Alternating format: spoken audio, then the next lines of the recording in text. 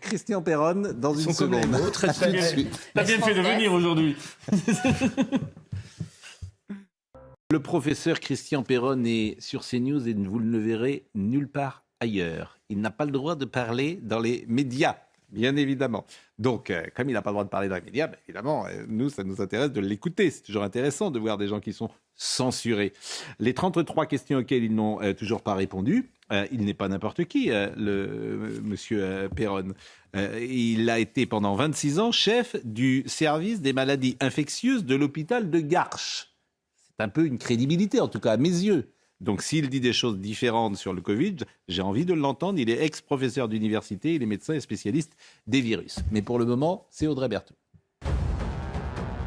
D'être avec nous. Bonjour. Donc vous publiez les 33 questions auxquelles ils n'ont toujours pas répondu aux éditions Albin Michel.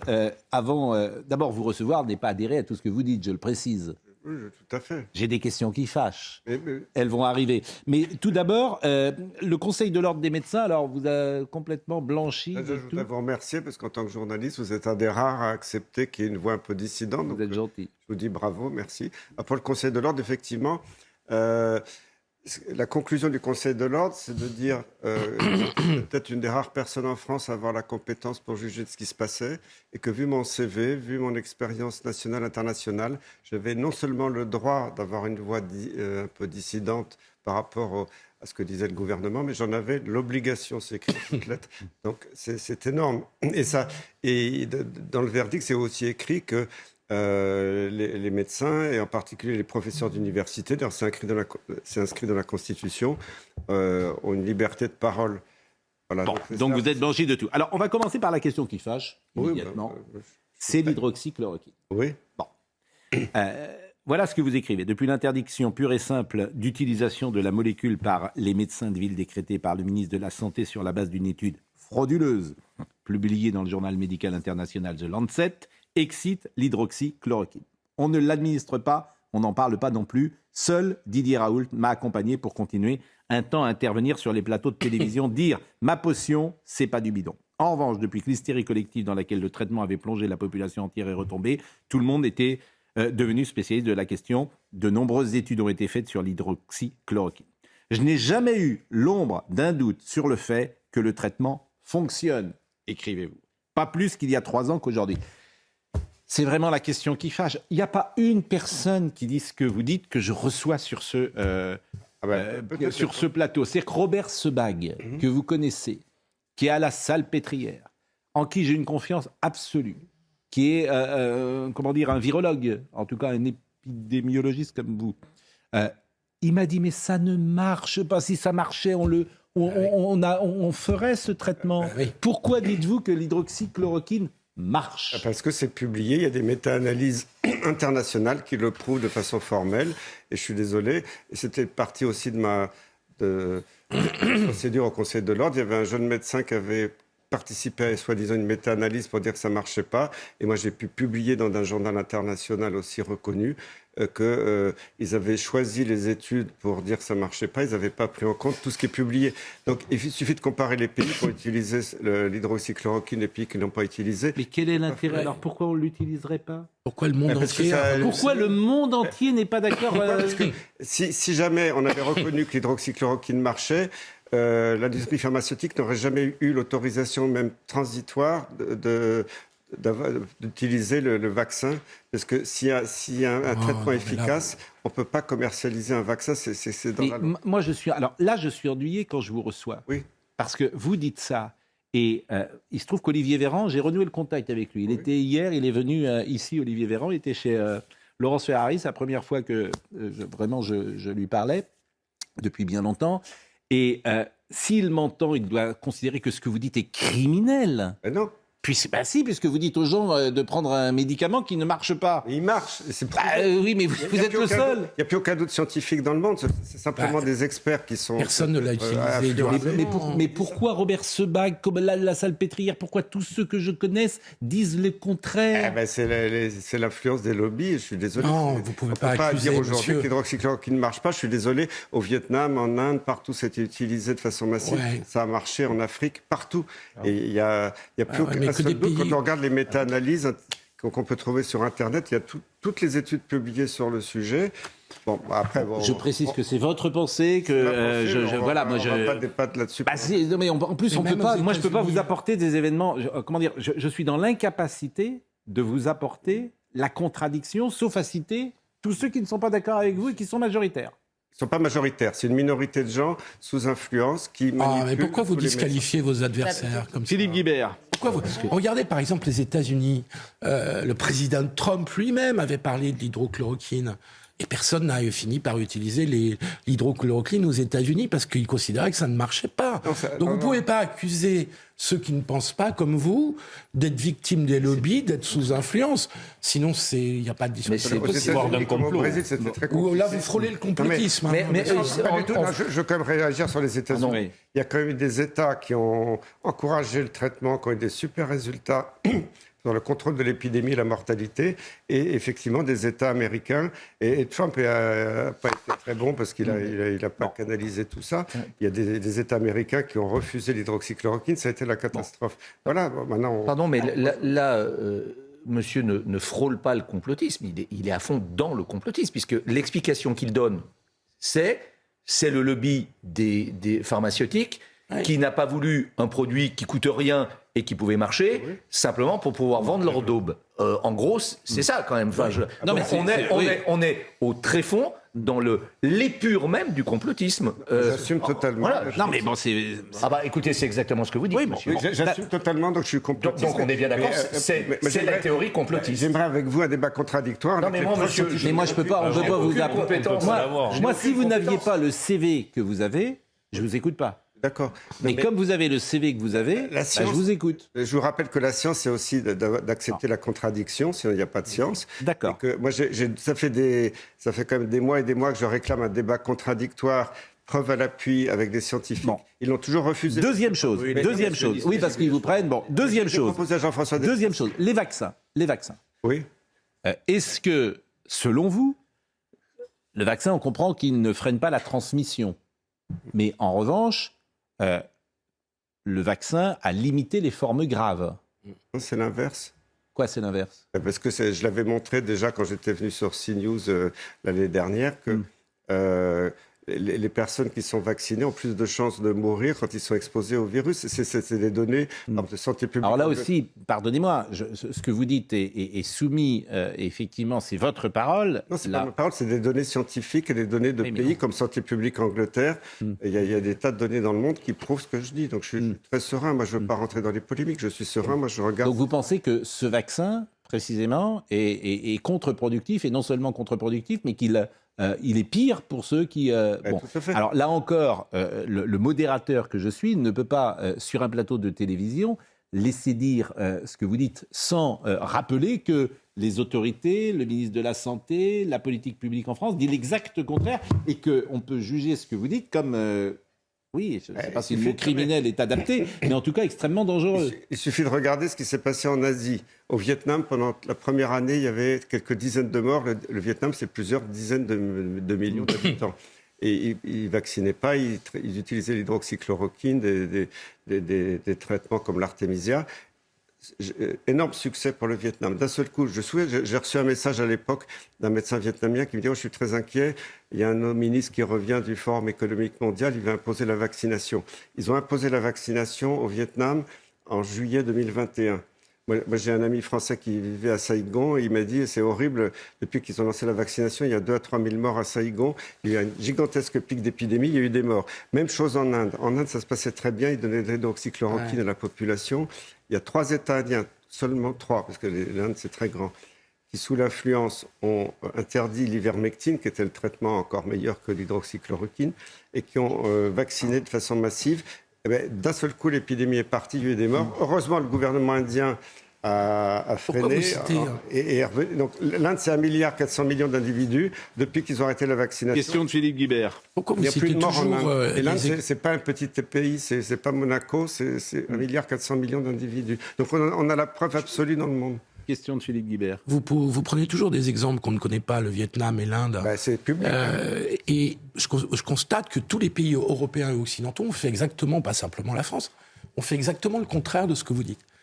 Et donc, votre démonstration ne marche pas sur les pays occidentaux, parce que tout le monde a pu constater que le vaccin, comme le disait Pascal, n'a absolument pas empêché la transmission. Ça, c'est un échec du vaccin, on est tous d'accord. Oui, sauf qu'on s'est tous vaccinés pour ça. Hein. Mais Ça, c'est quand même pardonnez-moi. Hein. Mais il y a C'est-à-dire qu'on nous a obligés de nous vacciner en nous expliquant que. Non, mais voilà. ça, je trouve que le débat est légitime. Moi, j'ai des choses à dire sur le Covid. Hein. Mais partout en Occident, en Europe, Ne cherchez pas. le vaccin a diminué les formes graves et a diminué la mortalité. Aggraver les formes graves. Mais non, mais ça, vous êtes le seul à dire, parce que tous les chiffres disent le contraire. Partout Pourquoi vous dites que les pays riches ont les pires résultats? Le Brésil est pire que nous. Non, parce que, je répète, le Brésil et les États-Unis, c'est compliqué parce que les présidents n'ont pas joué un rôle très clair. C'est très hétérogène. Il y a des médecins au Brésil qui ont eu des résultats remarquables dans certaines régions et d'autres, c'était la catastrophe. Donc, on peut pas qui a des meilleurs résultats que nous? L'Asie, l'Afrique, tous les... c'est zéro Covid, l'Asie. Vous avez vu la Chine? Vous avez envie d'être en Chine? Envie, mais la Chine prend... Ah non, mais prenez pas la Chine, ils sont confinés 24 heures sur 24. Ça, c'est politique, c'est pas médical. Ben oui, mais c'est pour ça qu'ils ont des meilleurs résultats, les gens sortent pas, donc le virus ne circule pas. Parce que là, on utilise le Covid pour asservir les populations, ça n'a rien à voir. Oui, mais vous me dites l'Asie a des meilleurs résultats. Je vous dis oui, puisque les gens ne sortent pas. Non, en Inde, au Vietnam, les gens n'étaient pas confinés. La Chine, c'est un peu spécial, je pense que c'est plus politique. C'est vous qui avez dit l'Asie. Oui, mais j'ai pas parlé de la Chine, j'ai parlé d'autres pays. D'accord, l'Asie. Bon, qu'est-ce qui se serait passé? Alors, la politique alternative, selon vous, c'était quoi? En mars 2020, c'est-à-dire lorsque les hôpitaux vont exploser. Parce qu'à ce moment-là, il y a beaucoup de gens... Là, il n'y a pas de vaccin encore. Non. Bon. Donc, les hôpitaux vont exploser parce qu'il y a beaucoup de gens qui arrivent à l'hôpital. On peut avoir que 8 000 ou 9 000 lits. Je vous posais la question, pourquoi les hôpitaux étaient en tension? Parce qu'on a refusé aux médecins généralistes de traiter les gens à domicile, c'est tout. L'explication, elle est claire. On a empêché les médecins de traiter. Non, c'est pas vrai. Moi, si j'avais été à la tête j'ai comme géré les épidémies pendant 15 ans avec des gouvernements. Quand on gère une infection respiratoire contagieuse, on isole les cas suspects pendant quelques jours, le temps des symptômes, pas pendant des semaines et des mois. C'est ce qu'avait dit Delfrécy au départ, ça fallait isoler, entre guillemets, les personnes âgées. C'est ce qu'il dit là, au tout début. Parce que ce sont les plus fragiles, c'est ce qu'il dit, et puis après il reviendra dessus. Les gens qui ont des symptômes, on ne confine pas une population, ça c'était un délire total. Bon. Et puis je rappelle quand même que l'OMS a fait des documents il y a des années que les gens ont oubliés.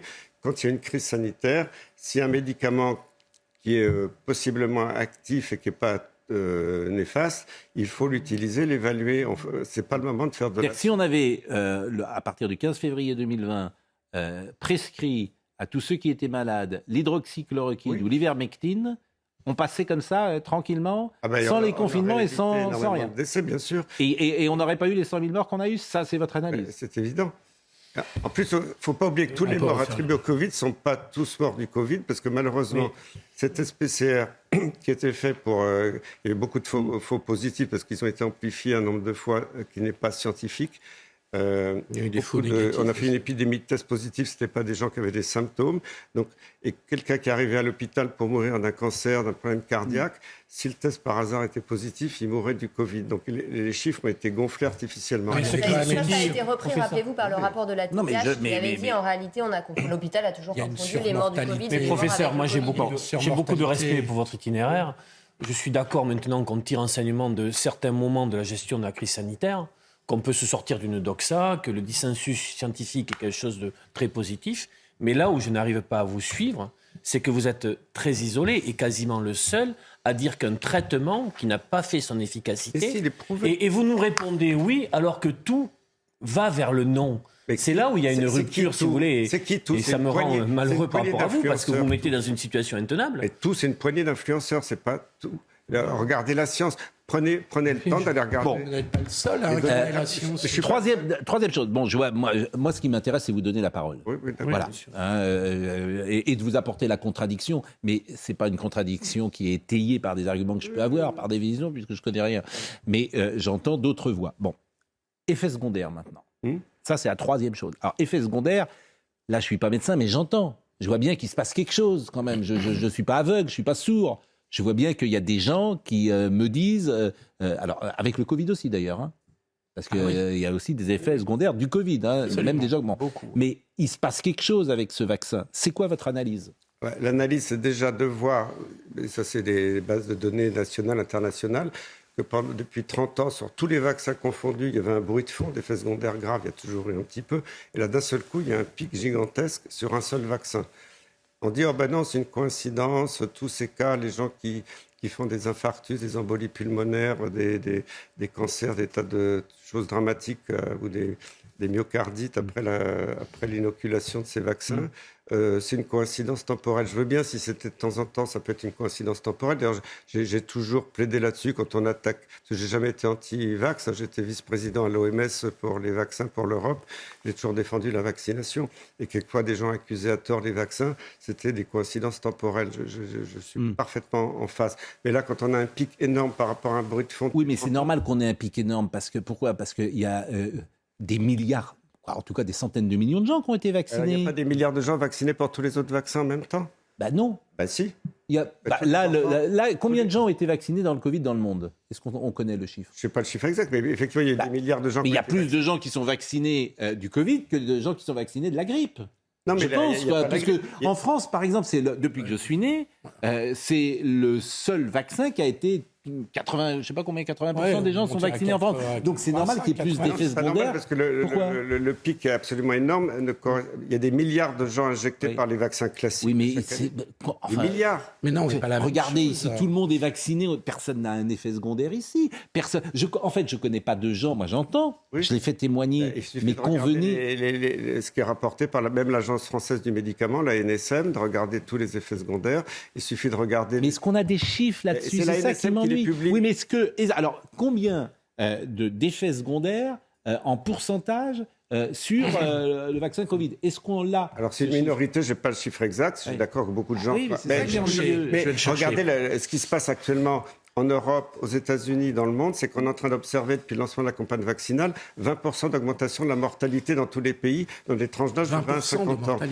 Maintenant, c'est reconnu. Répétez ce que vous venez de dire, parce que c'est très intéressant, et ça, je l'ai lu aussi. Et c'est le Portugal qui a commencé à lancer l'affaire, puisque le Portugal était le pays d'Europe le plus vacciné.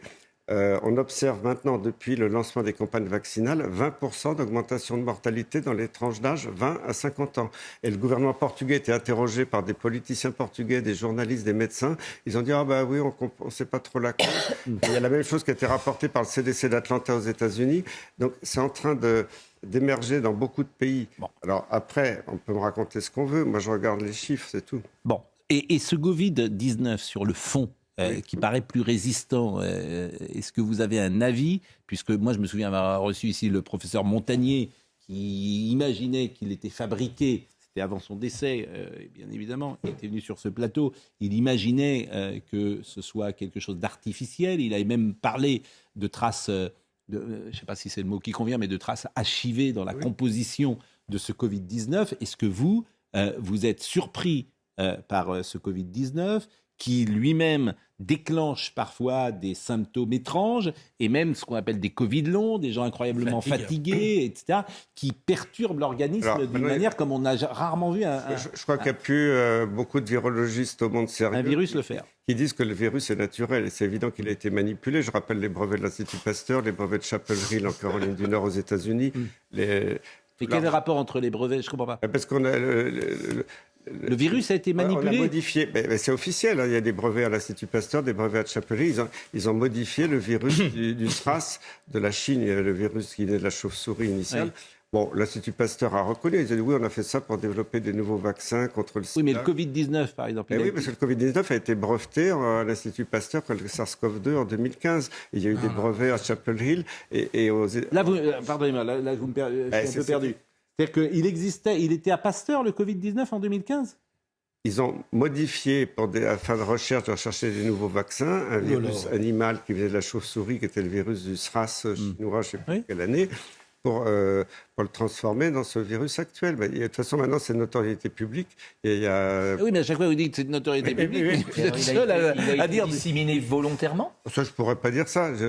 Non, mais est-ce que vous pourriez dire le contraire ? Parce que vous commencez à faire peur, là. Je ne suis pas à même de... Mais vous laissez entendre qu'on aurait volontairement inoculé ce virus ? C'est dans le monde entier. Je dis pas ça, je dis simplement... vous dites pas le contraire. Des vaccins, comme dit non, mais monsieur. pour l'instant, j'ai pas de preuves. D'accord, mais c'est une hypothèse pour vous. Non, c'est pas une hypothèse. Le virus, il est pas naturel. Ça, c'est maintenant. Non, mais attendez. Le virus n'est pas... Mais un virus naturel... C'est quoi un virus naturel? Un virus qui vient de l'animal. Et celui-là, il n'est pas naturel. Non, parce qu'il y a des séquences qui ont été... Vous savez, quand vous parlez... C'est ce qu'avait dit Luc Montagnier, d'ailleurs. Oui, Montagnier avait dit qu'il y avait des séquences de VIH. Regardez, c'était officiel, c'était le gouvernement australien au début de la campagne vaccinale en Australie. Ils ont dit, c'est bizarre, avec le lot de vaccins qu'ils avaient reçus, des gens devenaient séropositifs, c'est-à-dire qu'ils avaient des anticorps pour le VIH après l'injection de vaccins. C'est un rapport officiel du gouvernement australien. Tout ce que vous dites, je ne peux pas le vérifier. Simplement, vous pourrez rechercher. Si Pascal veut bien... Monsieur, moi, j'ai quand même... Vous avez convenu tout à l'heure que vous êtes dans cette théorie selon laquelle c'est dans l'intérêt des lobbies, etc., donc le complotisme. Mais là, vous allez une strate plus loin en disant que c'est volontaire, que l'on a... il ne dit pas ça non plus. Je n'ai pas dit ça. Mais vous dites je n'ai pas la preuve que ça ne soit pas le cas. C'est la théorie des négationnistes, je n'ai pas la preuve que, écoutez, etc. Enfin, c'est en tout cas, moi je voulais vous donner la parole. Je voulais vous donner la parole. Je pense qu'il faut donner... Il laisse entendre que c'est volontaire. Je voulais vous donner la parole. Et on va maintenant donner la parole à quelqu'un d'autre, ça n'a absolument aucun rapport.